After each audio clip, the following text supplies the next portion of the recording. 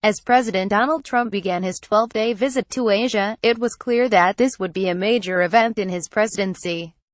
This trip, the first by President Trump to the region since taking office, would be the longest trip any American president had made to Asia since George H.W. Bush's administration.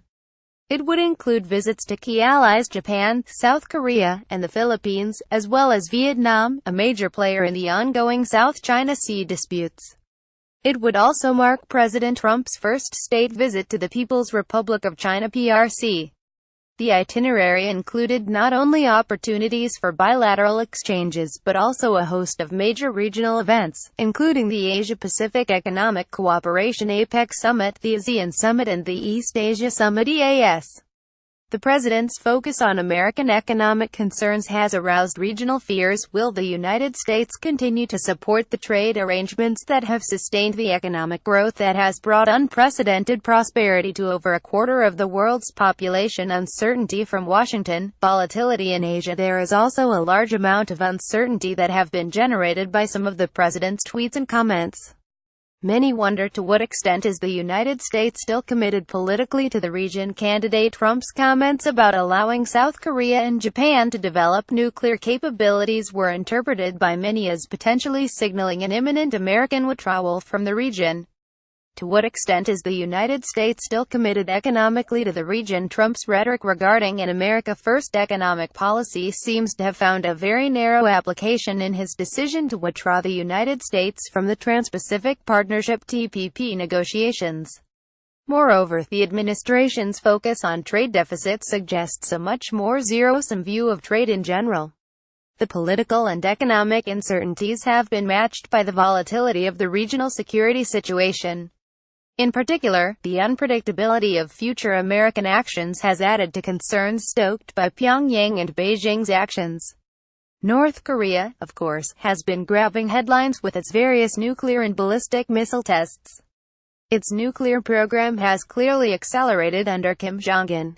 Since he assumed the reins of power in December 2011, Kim has conducted 4 of its 6 nuclear tests, including at least 2 believed to be of thermonuclear weapons, i.e., hydrogen bombs. Meanwhile, Pyongyang also has elevated the tempo of its missile tests. In both 2016 and 2017, it has conducted over a dozen tests, including submarine-launched ballistic missiles (SLBMs) and intermediate-range ballistic missiles (IRBMs), as well as an intercontinental-range ballistic missile (ICBMs). Last year, North Korea also placed a satellite, the Kwangmyong-4, into orbit. That several of the missiles overflew Japan underscored the growing reach and threat posed by North Korea's weapons. Pyongyang is at least implicitly signaling that it can fire nuclear warheads at a range of targets, from South Korea to Japan to Guam, Hawaii and the continental United States. China, too, has been increasingly assertive. It has pressed its territorial claims in both the South China Sea and East China Sea. Despite Xi Jinping's 2015 commitment to Barack Obama not to militarize the South China Sea, Beijing has reportedly deployed military forces to the artificial islands it has constructed in the Spratleys. Advanced Chinese fighters have also deployed to the Paracels, in easy range of the Spratleys. Meanwhile, Chinese fishing boats and Coast Guard vessels have been steadily approaching the disputed Senkaku Islands in the East China Sea. In August 2016, a Chinese fishing flotilla numbering some 200 to 300 boats, escorted by over a dozen China Coast Guard CCG ships, entered the waters around the islands. This May, a Chinese unmanned aerial vehicle approached the Senkakus, along with 4 CCG vessels. The Japanese government has expressed concern that these intrusions now represent a new normal for the Chinese. The expanding use of the CCG occurs as other Chinese armed forces modernize and improve their capabilities. Chinese fighters and bombers have increased their approaches to Japan, leading to a record number of scrambles by the Japan Air Self-Defense Force. The People's Liberation Army Navy is fielding more and more modern combatants, soon to be joined by China's first domestically produced aircraft carrier. The Chinese have also sought to dominate the region politically. Beijing has exerted economic as well as political pressure on South Korea to get Seoul to cancel deployment of the American Terminal High Altitude Air Defense THA-80 system. The Chinese leadership has made clear to Seoul that it expects them to subordinate South Korea's security concerns to Beijing's. Indeed, Beijing has arguably employed more pressure tactics against South Korea over THAAD than it has against North Korea over the latter's nuclear and missile programs. Outcomes. While still too early to be sure, Trump's official speeches and interactions have emphasized several key messages. On the political and security side, the theme has been ongoing engagement. In Tokyo, Seoul, Da Nang, and Manila, President Trump reiterated that the network of American alliances remains in place, and that he is not stepping away from them. In Tokyo, he stated that our nations share an enduring bond. America and Japan face many challenges, many opportunities. There are many things we face, but we will be facing them together, in friendship and as allies. Before the South Korean National Assembly, he declared, "We will not permit America or our allies to be blackmailed or attacked." And at the ASEAN summit, he reiterated that the United States remains committed to ASEAN's central role as a regional forum for total cooperation.